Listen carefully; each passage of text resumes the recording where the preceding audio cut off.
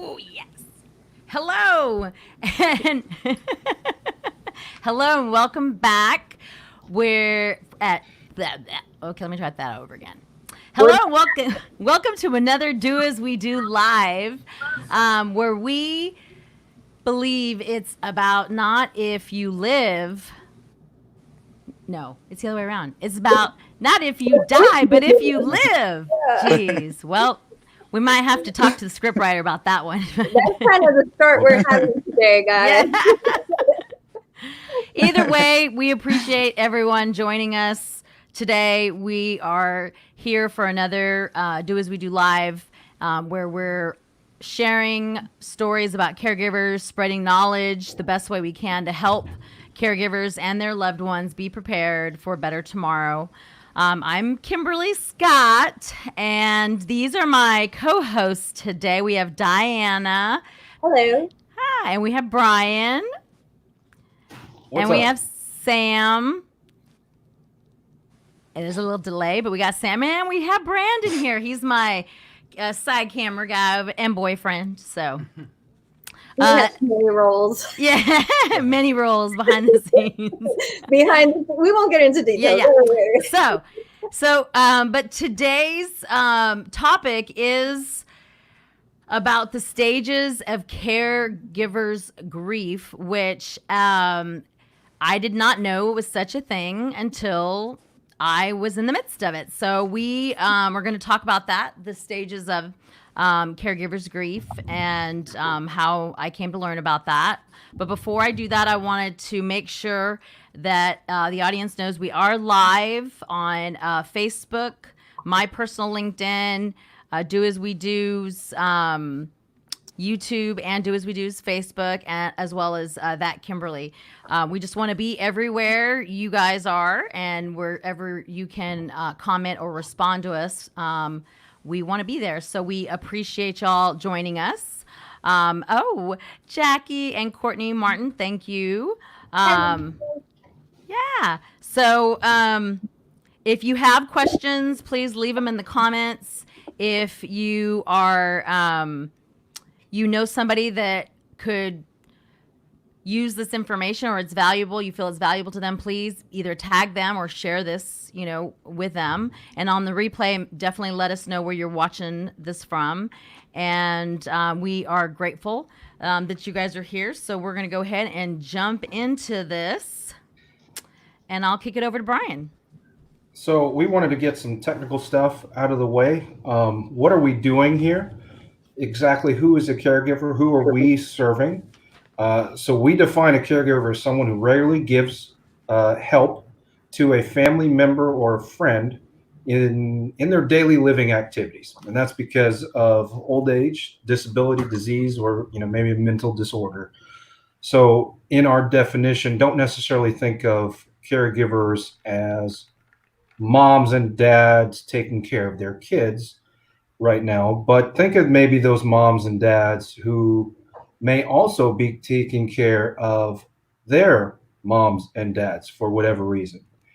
Now, each day, over 40 million unpaid caregivers do their work out of the goodness of their hearts. And we believe both caregivers and their loved ones deserve to live confidently and happily. But here's the problem. They may have been thrust into this situation, caregiving, unexpectedly and without training. And likely they're unpaid. And now it's causing an extra financial burden. And they may be uncertain or insecure about what decisions to make or what to do next. And that may cause them to feel overwhelmed with some of the challenges or even alone in some certain circumstances. But in Kimberly's circumstance, they may not live anywhere near where their loved one is, who they're caring for. Yep.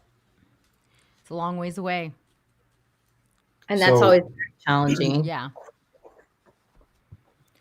So for those reasons, can you guys hear me? Just make sure I'm coming through. Yeah.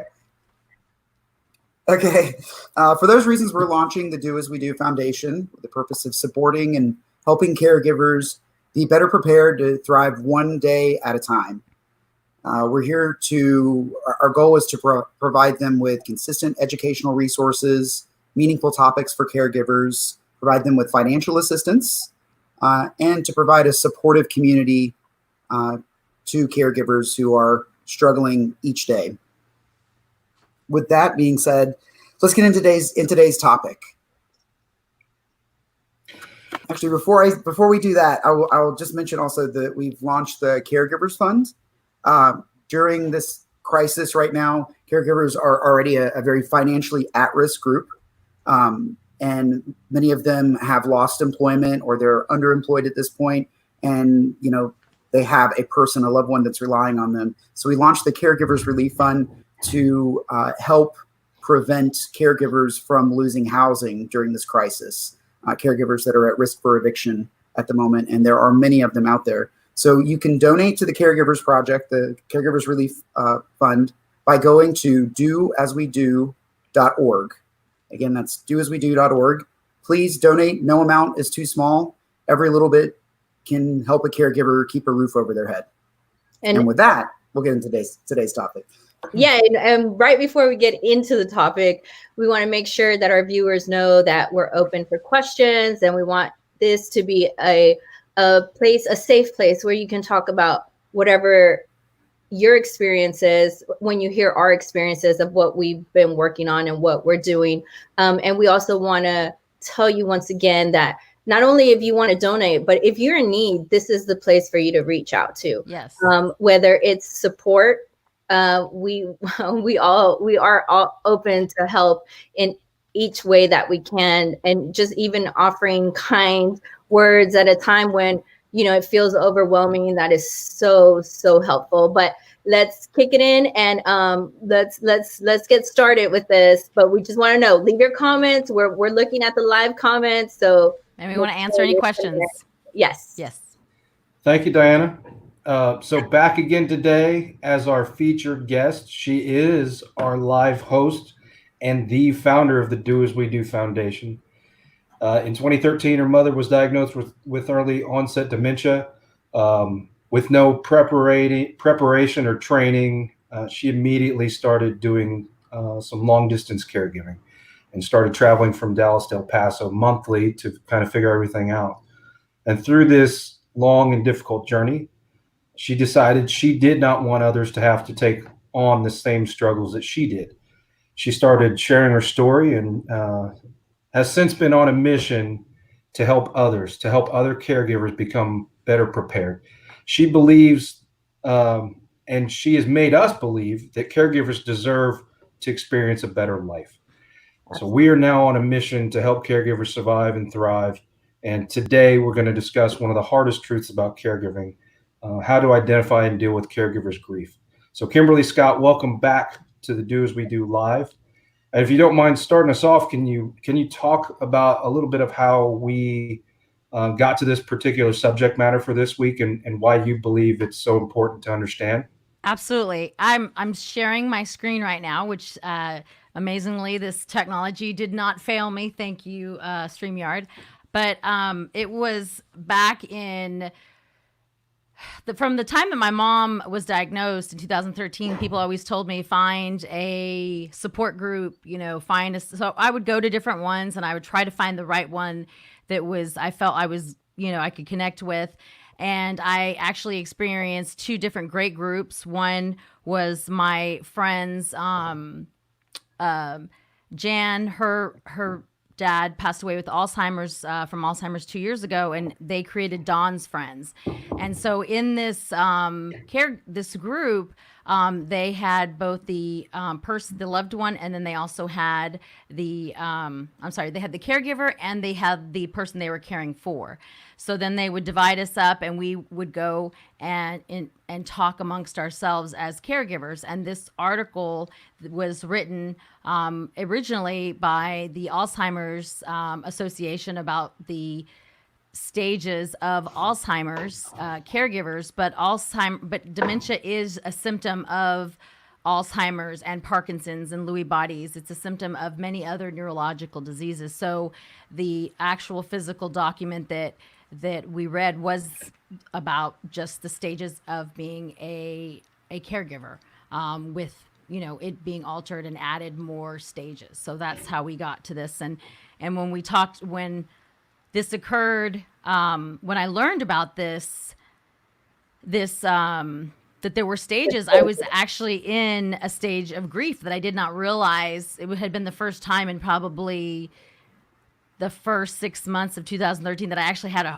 cried talking about my mom.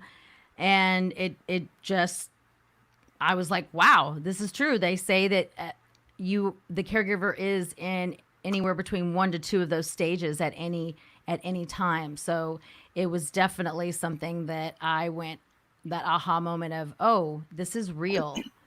So can you show us the graphic with the stages? Yeah, there. It's up right now. Perfect. Yeah, so, you know, obviously shock is the initial step.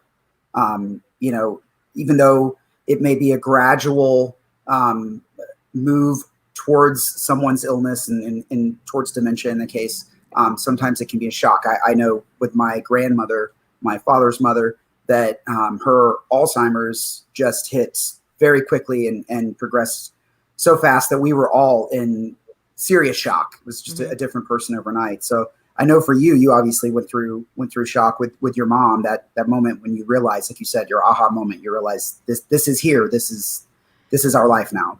Oh yes. I remember where I was when her one of her friends in this group of women called me. I remember I was eating dinner with a friend of mine, and this woman said, you know, could you have a second? I was all sure. And when I talked to her, she said, we're worried about your mom. She's just not the same. And then she said, we don't want to disrespect her, so we don't feel comfortable in saying anything to her. So when you come, when's the next time you're going to come home? I was like, well, I'll be there for Thanksgiving, because I just gotten back, because it was October.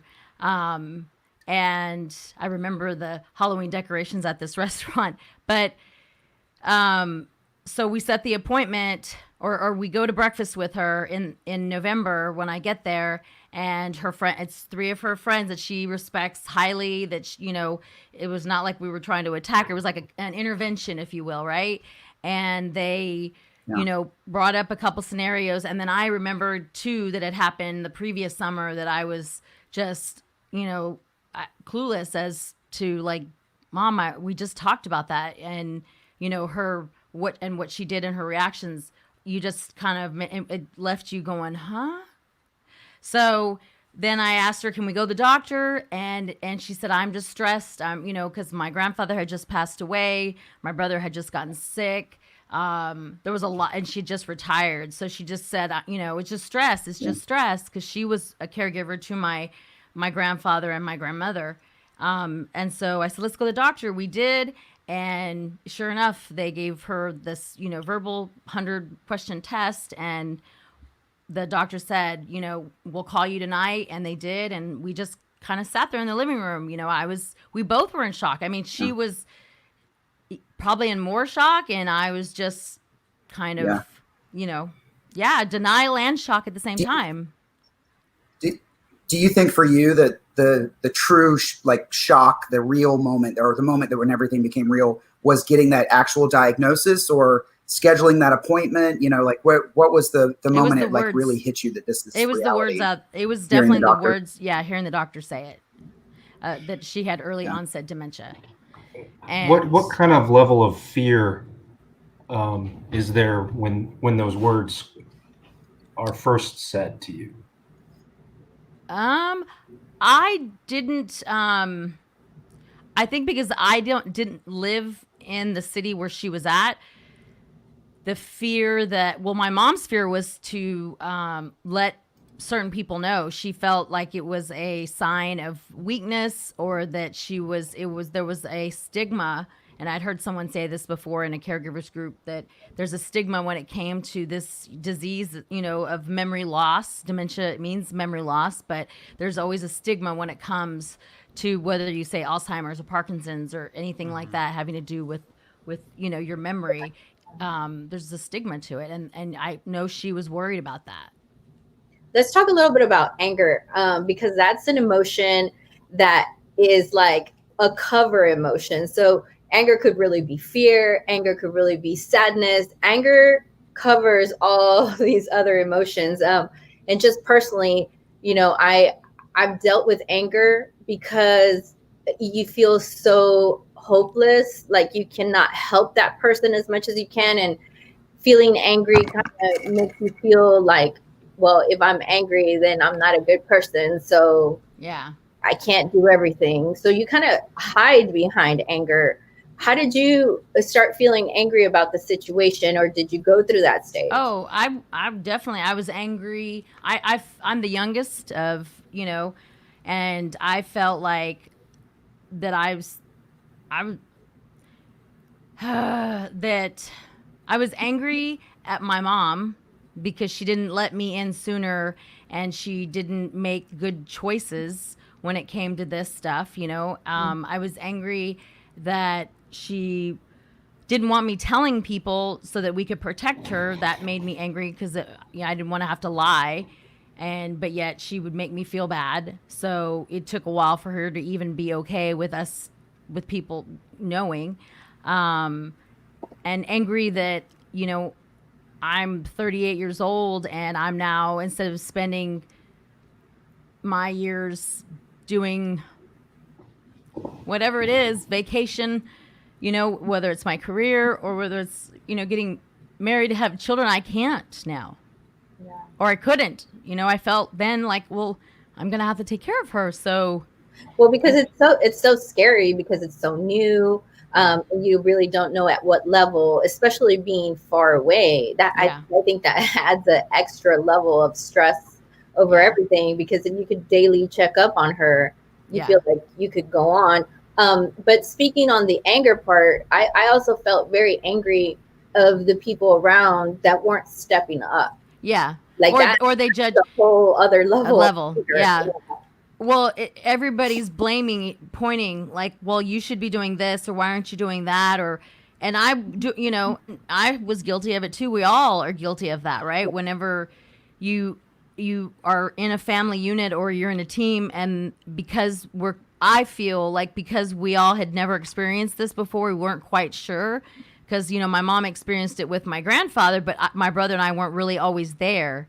Yeah. So now we're all like, well, but what about you? No, what about you? Like we were all, and it took us a little bit, but we got into our rhythm and we're getting better at it. I'm not saying we're perfect, because I feel that it's a work in progress. Yeah. Because you're always in one of those stages. You're always bargaining. Yeah.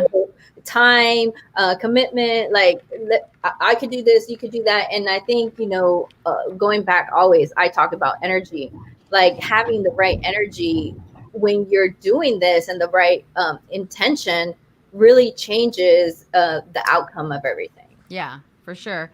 And I think anger is a common sort of emotional set for everyone to a certain extent, right? So how might all of you guys deal with anger? Oh, to start. We'll start with you, Kimberly. No, I'll let Sam. Sam, how do you deal with it? I think, like where my parents are at in their life, there are moments where I realize they're getting older, but I think I may, in some of those moments, the anger comes first, and now I realize when that anger hits, that I'm angry because they are getting older. It's like, it's frustrating because you want to stop it. You want to slow it down, or you want to tell them to fight, don't let this happen. But then you're like, that's not possible. Like, it's life. So for me, I think the anger initially with things like this is harder to manage. And then there are serious moments where it's harder no matter how good you get at it. But in most cases, I can ground myself and think back to how I felt when I got angry in the past, and how bad I felt about getting angry after the fact. And that helps me deal with the anger in this moment better, and not get as upset, and just remember the outcome of the last time that may have happened, and how I could do better this time. It's like parenting all over again. I mean, I tell people all the time, nobody gave my parents, or, Diana, you're a parent, Brandon's a parent, nobody gave them books on how to be parents, right? my parents did the best that they could. We all do. It's when it comes to caregiving, we're all going to be doing the best that we can, because no matter how much information you put out on the internet, every experience is different, you know. But like Sam said, like, you get better at it. So each time, or you prepare. Or you plan and prepare. I used to react to things. Yeah. It's so different compared to how I react now. Yeah. Because I feel guilty if, you know, like Sam said, like, because the anger is that they are getting older and that they might not be with us. Yeah. Yeah. Yeah. And my dad's father, when he was passing away, I was I think a freshman in high school, and he had diabetes, and he'd had one surgery after the other, and it was obvious the end was coming, and sadly it became obvious he was going to die in the hospital and not get to come home. And I think that set in for him. And he was an ornery old man. He was a big guy, always commanded the room, and could say offensive things just as often as he said loving things. But he got angry. Sounds like my dad. At the end. He got more angry at the end. And I remember, even though I was old enough, I could have understood better. I remember being angry at him for the way he reacted. And I think I look back on that now whenever I have those moments with my parents, like, I want my mom and my dad to be able to use the computer on their own. Like, you're not there yet. And I want to get angry at them. But I remember, thinking of my grandfather, it's like they're handling their moment the best they can. Yeah. And I'm part of their moment. And how I handle it with them impacts how much progress they make and how they stay up to date on things like that. And they are independent. So I think it's, like, sometimes seeing their anger or frustration at things helps me realize, that they don't let want them be angry. Like, they don't want to depend on you. They want to do it on their own. Yeah. And it's right. And I know that. Yeah. Let them be angry. You're so in a hurry to do things, and I'm guilty of this all the time. Like, your time is so thin that you want to make it really quick. You got it? Yes. But you have to be patient. You have to sit there. And it takes longer to get this is what I've learned. All those emotions that I'm like, oh, I can't do it right now.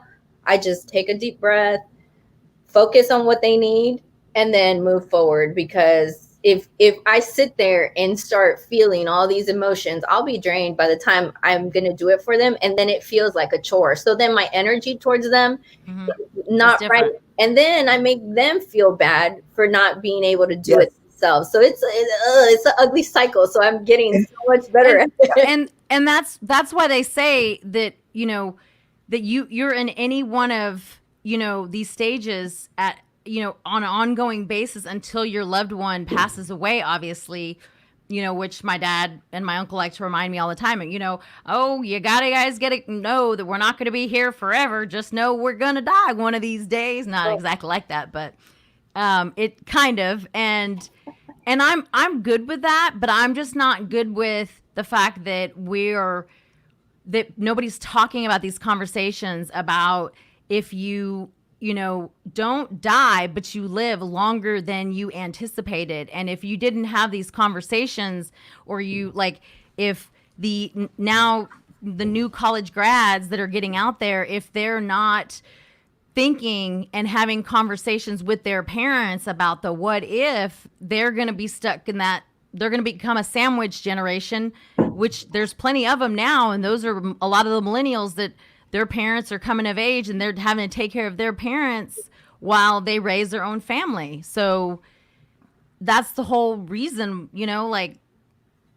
if people are not having these conversations and realizing that this is a real thing that we're running up against, And Brian, you brought up the topic, so tell us how you have dealt with anger. For me, it's once you get past the initial phase of anger, you want to understand. I try to understand where it came from. Like what was the trigger? And to Sam, your story there, to me, that the trigger might have been like a feeling of helplessness, or whatever. So just something that I can't prevent happening, right? Yeah. And that's in any scenario, you're like, well, I guess that's why. And to then understand when the next scenario happens, when you feel that trigger in your head, or you're going through another situation in the same way, and you go, okay, it's not necessarily in that moment, because when you're feeling anger, you are feeling anger, and you can't exactly prevent it. It's a feeling, right? But understanding where it came from, and then how to how to react to that in the next situation. The identifying of the emotion of anger is the first thing you have to do, because you just feel angry to cover up the real emotion that you don't want to deal with, whether it's sadness, fear, loneliness. You want to cover that up. So it's very interesting when you meet people that are extremely angry. They're probably just like needing something, and the more I've seen it, and if you're kind to them, and I've done it, I've had people in my life that are extremely angry, and they're like, why are you always so happy? And these good vibes are not going to work on me. And guess what? A year later, they're kind of turning it on me when I'm sad. And they're like, hey, you're positive thinking. And I'm like, hey, you're not supposed to use my strategy on me. But it's so effective. And just like kindness is so contagious. And when you're caring for someone, when you have a loved one, like Sam, or even our own, like Sam, for your parents, Brian, for your mom and your grandma, Diana, your mom, Brandon's, like they can just feel the energy. Yes. When they're all of their sound mind and body, but even when more so when they're not, is when they can feel it. I even heard it was a caregiver I interviewed talk about the senses. It's almost like that they were blind, but they can sense your energy and your feeling, and they can hear it in your voice. They don't even have to see you. Well, I'll just go into straight out to my story with my mom, and this changed my life forever. I went to go visit for Christmas, and we ended up staying over there because she was having multiple heart attacks. And if I wasn't there for Christmas, she would have been gone today, but not because of me, but because God had me there. So like, she ended up in the hospital. This was her second open heart surgery. So the doctors and the nurses were like, hey, we don't want you to have your hopes up so high, because your mom, this is a very risky operation and she might not make it. And I was like, I'm not listening to that, blah, blah, blah. So she was in a coma.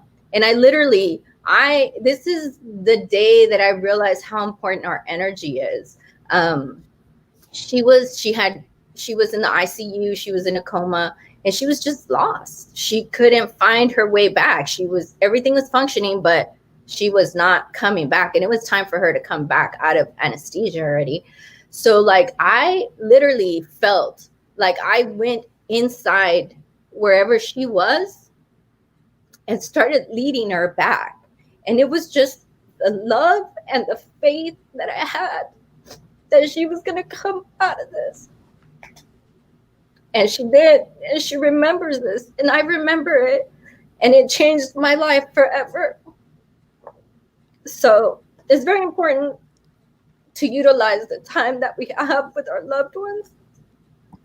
And give them the energy and give the them strength. The energy and the love. Yes. Because that makes them strong. Like, that really brought her back. Mm-hmm. And I mean, it did. I saw it, how she was struggling to come back, and she did, because we were all waiting for her. Yeah.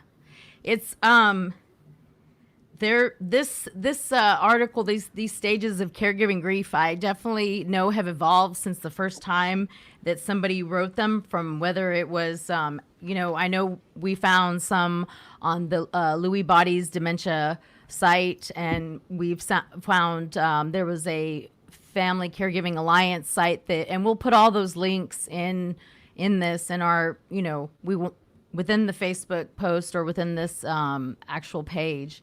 But the stages are real, and it starts from the first time they get sick and they're in the hospital, like with you, Diana and your mom, to all the way to, seeing them take care of other parents, like Brian, and, from Sam being there to help his parents, even though they're still moving around, but he's thinking about those things. It goes like it starts. It's almost like this swap that we don't even see happen, but they're gonna need just as much going out of the world as we all did as children coming into the world. Because And then you seen those billboards where it's like the daughter and the mother, and it's like she wants to take care of you, and then now it's time to that never triggered me until I went through this. Mhm. So like you never understand what somebody's going through, and you don't have full empathy until you've been through something like that. Yeah. And that's why we want to be some type of support group for anyone going through difficult times like this. And that's the whole reason behind this foundation and this relief fund, is to try and help everyone out there. Yeah. I do want to tell Jacqueline hello. And Courtney Martin says, hi, Sam. Thank you, Paula, for watching. And one of our Courtney. regulars, Michael Lang. Thank you guys so much. And if you guys have a question, please leave it in the comments. We're definitely, if you have a topic you want us to share, as we go through this, because we'll be here every Thursday, trying to do our best to bring on knowledgeable guests, people who've been caregivers, and also go through more of our stories like Diana's, who that's the first time I think she's publicly talked about that. So that's awesome, because we want it to be a safe place that everybody feels comfortable in the time. I know I'm always the big mush, and you guys are usually waiting for me to break down in tears, but I was very proud of you, Diana, for sharing. Team today. But yes, it is definitely overall, that's what this foundation was started for, to be a support. I like to tell the team that it's going to be the St. Jude for caregivers, where, when we're all set up to the full tilt, which we're going to give everybody updates on everything, that's what it's going to be. Where caregivers that go unpaid, have been going unpaid, they get the support they need. Right. And just as a reminder, because of those unpaid caregiver situations, and right now with the economy that we're in, we have pivoted our work with the Do As We Do Foundation to start up the Caregivers Relief Fund. Sam mentioned it earlier, but this is our first fundraising campaign, and it's built to help these wonderful, amazing caregivers and their loved ones stay in their homes during this crisis. We want to help them pay their rent so that they don't get evicted, so they don't lose their place to be, their place to stay.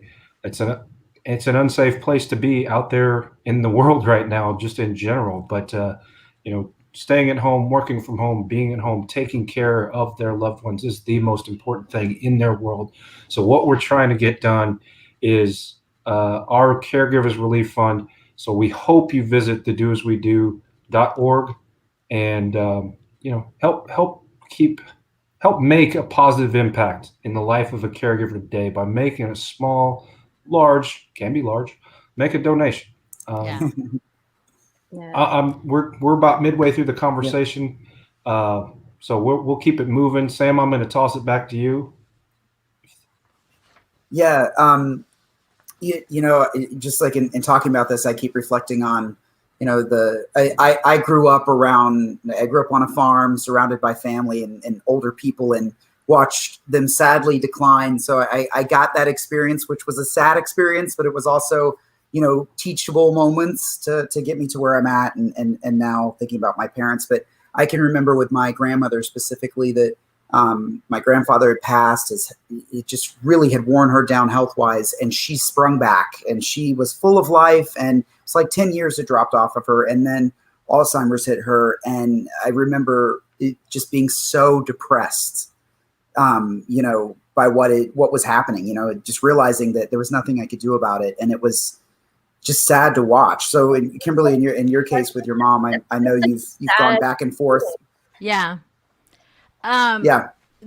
I think for me, because I'm a very naturally upbeat, type of person that doesn't need any coffee in the morning, but my depression occurred in waves of overwhelmness. So when I would go to El Paso, or if I was here and if I was here and something happened, I couldn't find somebody to, help with whatever was going on over there. I just felt so overwhelmed. I just wanted to give up and, go to sleep, not, and then I'd wake up the next morning. And if I didn't change my mindset, or if I didn't get some kind of glimmer of hope, if God didn't come to me in my dreams to tell me what to do, which a lot of times he did. I mean, like going with, prayer helps me. And when I get those answers, I speed to it. I figure it out, I get that energy. But depression comes to me in an overwhelmness of when, and my guilt of feeling, am I doing the right thing? Like then it always leads into if it goes from, overwhelmness to depression, or guilt to depression, because I just don't know if I'm doing the right things. And it sucks the energy out of you. So of course I become sad. I'm human, nobody, like, this is nothing. This is, I think, I can't say that because I'm not a parent, but it is it is like having a child for the first time, right? Especially if you've never had a child, So, and I haven't, like, I'm still figuring it out. And because I can't protect her at every minute of the day, like, that gets me depressed. And because I can't just, I have to take others into consideration, And then when your vibe is so drained that way, like, your support group is so important, because that's the only people that you feel safe talking to, that can pull you out of that can make you laugh. Like, I was watching Oprah and Lady Gaga yesterday, and she was talking about mental health. And she was talking about, like, there's days where you can't move because you're so overwhelmed with whatever is going on in your mind or your surroundings. And just even getting to the shower is an accomplishment. Yeah. And, that, like, kind of resonated with me, because when my vibe is, like, totally down, I can't move. Yeah. Kimberly, how have the people that have been closest to you, Brandon, you're sitting right over her shoulder there. Like, how have the people closest to you, how has Brandon been able to help you through some of those tough times?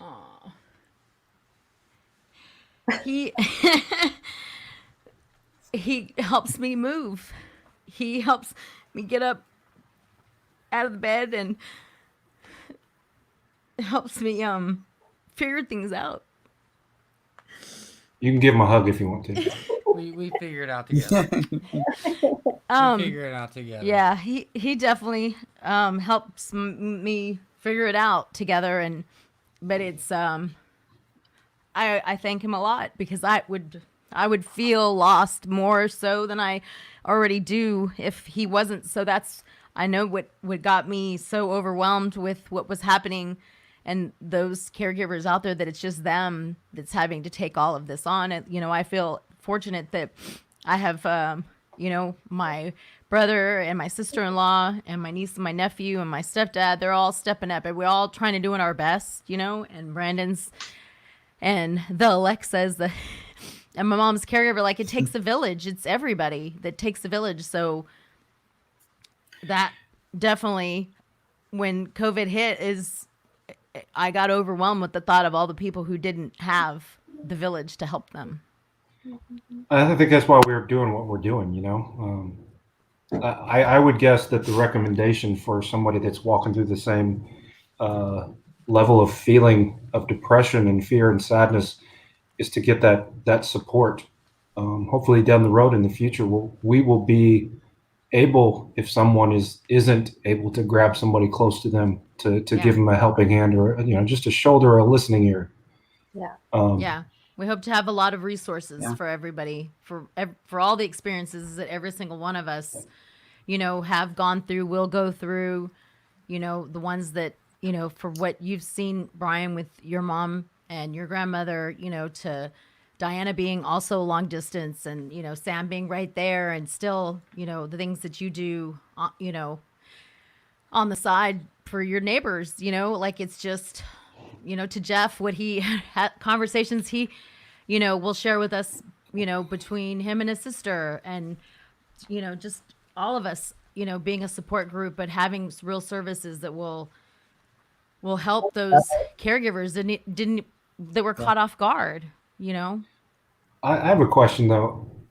When there's, because I lost my dad this year, and there was times that I found that I needed to allow myself to be sad, that it was okay to be sad, you know, and then you kind of share that moment with somebody, and it just, it's almost like that feeling in that world has been lifted off of you. Yeah. But you know, just I guess just the mechanism that um, allowing yourself that moment to be sad, kind of, it does really help move you to the next day. Yeah. And sharing it with someone, and someone standing up and saying, I know what it feels like, or I've been there, or that person that's going through those feelings you're talking about, Brian, that they know that they're not alone, that there are other people that are going through it at the same time. I mean, there's so many days that, you know, like I randomly talk to somebody and I'm like, oh my, like I just happened to me yesterday, and I can empathize and I can cry with them and just listen because I know what it feels like. And they're, you know, having that support is huge. It really makes a difference, because Kimberly can tell you I don't share anything. Yeah. Like I just suck it up and it's like keep going forward. But once I got a little more comfortable, and I'm still not 100% comfortable, that's why she was in shock that I was sharing today. Very proud of her. But it's very important to have that support system around you, to be able to speak to somebody, you know, because so many people are expecting so much from you that it's really difficult to break down. Oh yeah. Be able to say you can handle it. Yeah. Right. But you know, that's why we're here too, to help Yeah. others know that it's okay, that you're not alone. It's only by our experience and our recommendations, you know, what might work for me may not work for somebody else, but Right. Yeah. sharing that load, even just by somebody listening to you and been like, I've been there, done that, it really kind of makes you feel like you're not alone, or you're not crazy, or you're doing it okay, like you're doing it the best that you can. Yeah. Absolutely. You're 100%. That's exactly. So we've been able to walk through a few of the stages of grief here, but yeah, and I know Kimberly, you said at the beginning, you know, at any given point, you know, you can move from one stage to the other, or you can be in multiple stages even at the same time, and they aren't linear. But you know, what would be your best piece of advice for someone who's recognized, you know, they're experiencing one of these stages to kind of move themselves into acceptance? I think what we all want here is for people to be in a good place. Yeah. Just acknowledge that it's happening. You know, there's no better feeling than when my friends would tell me that I'm doing a good job at the moment that I didn't even realize I needed to hear that.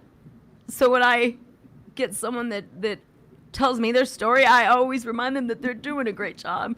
They're doing the best that they can with what they were handed, because you just have to know that you're gonna get through it. You're gonna go through something else is gonna come up, right? But always reminding yourself, identifying what it is that if you're in denial, you're angry, whatever stage you're in, that is a real thing. You know, it wasn't something that we all made up. This is something that I learned from going to Dawn's friends. Shout out to Jen Villanueva and her mom for creating that support group for caregivers and their loved ones with dementia. So it's important that you just acknowledge it, and so that you can get to the next whatever it is, and that you can get up and do the next thing that you need to do for your loved one.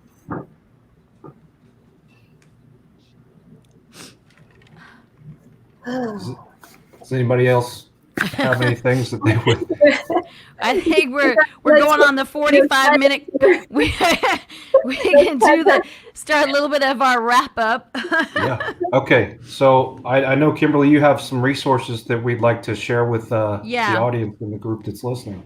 Yeah, so the eldercarelink.com was one of the resources that we pulled some of our information to add on to the document that I had, as well as caregiver.org and louiswarriors.wordpress.com.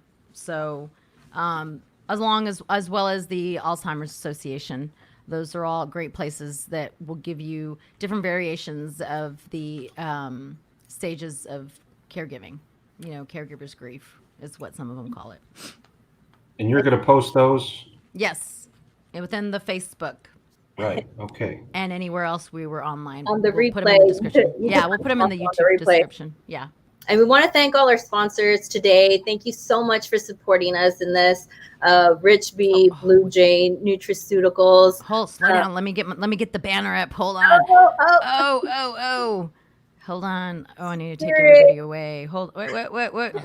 Don't you love it? Oh, there we go. Here we go. So we want to thank I'm a Soap Addict, Salon D. Oh my God. They do like the best hair there. And what are they going to be sponsoring us with? Haircuts, $10,000 in services, haircut services. Yeah. So we want you all to look good. We'll get you some vegan skincare from I'm a Soap Addict, some workout clothes from Hustle Aesthetics, Rich B. And we want to thank. We're going to auction off a painting. Yes. From AK Realty Jones DeLeo. Sorry, yes. I last time you said her name, so I didn't want to mess it up. Yeah, I mess it up all the time. It's okay. She's Realty, used to it. Thank you so much, and special shout out to Shield. Oh yes. Well, I was gonna have Sam come on and say, but we will. Yes, a Prue Shield for their with Sam the man. He's helping getting our application process done automatically. Right now, we're taking emails for applications, and Spherix. Another big, huge shout out for them doing what they're doing as it relates to the website, doaswedo.org. They've got everything from volunteer, donate, apply, and it's constantly evolving, and their team is amazing. So big shouts to everyone. One more thing, super important. We want to let you know that the work that we're doing here is completely on a volunteer basis. Everything that you donate goes 100% to the caregiver. That's like super important about us, that we want you to know that whatever you're giving, that's not coming to us. We're investing in this to help others. 100% volunteers, right, kids?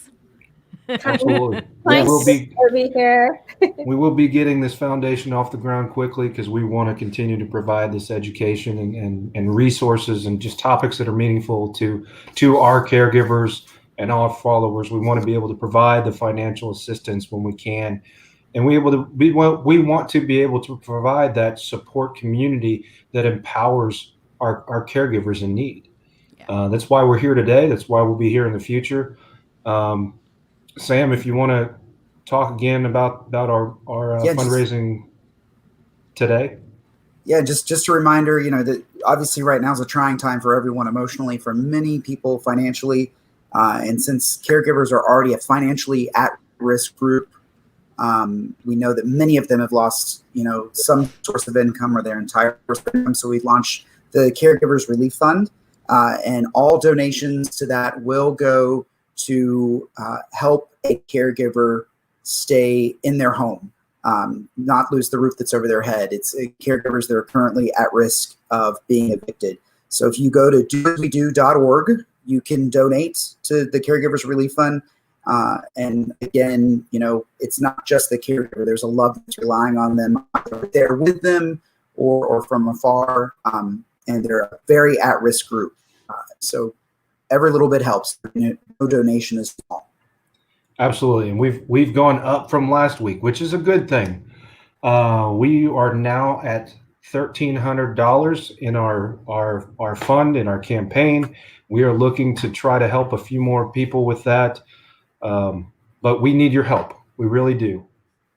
Kimberly, I think you have a couple messages you want to share with the people. Yeah, definitely. We want you guys to make sure that you know that leave your questions. If there was a topic that you want us to talk about, I'm going to share with you the next two upcoming guests that we're going to be having soon. But first, I want to thank everyone for joining us. Jackie, Courtney, Paula, Michael, and everyone on the replay that watches this, please, make sure you let us know where you're watching from. We will be here next Thursday, and next Thursday's guest is Melissa Foley. A shout out. She's going to tell us her story and how she unexpectedly came into need of a caregiver because of something that happened to her that was pretty amazing. But that'll definitely be interesting to hear, because we have the perspective of being the caregiver but not being cared for. So yeah, and at a very young age that and she was not prepared for it. So that's excited. Very, very scary. Yeah, and then on June the 4th, Thursday, we're gonna have an attorney who specializes in elder law, and her name is Lori Liu. So she's an attorney that out of Plano, Texas. Sam and Diana, we're all working on to find attorneys in other states because we know the laws are all different everywhere when it comes to all, elder law. So we want to make sure that we keep our audience up to date and get as many different kind of resources for you guys to ask questions. So, right, because we had said last week that we weren't giving away legal advice because that's not our thing. Nope.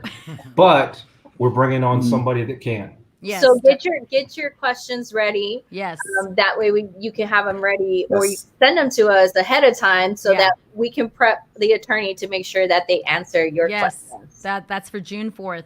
And don't miss Melissa Foley next week. We're going to be on an hour early only because she's coming to us from South Africa. So we will be on, so it's going to be. So we are actually international, guys. Yeah. 2 hours early. 2 hours. Yes, early. just only 2 hours early. But Sam and I, we're so excited that she said yes. So join us next week, y'all. Thank you very much for being here. And remember, it does take a village, and sharing is caring. So thanks again, everyone. Hey, make sure weekend. Follow us on social. Yes, everywhere. Instagram, Facebook, YouTube, LinkedIn. Follow, get the notifications, please. Get the notifications. Click, click, click. Click, Until click. next time. Bye, guys.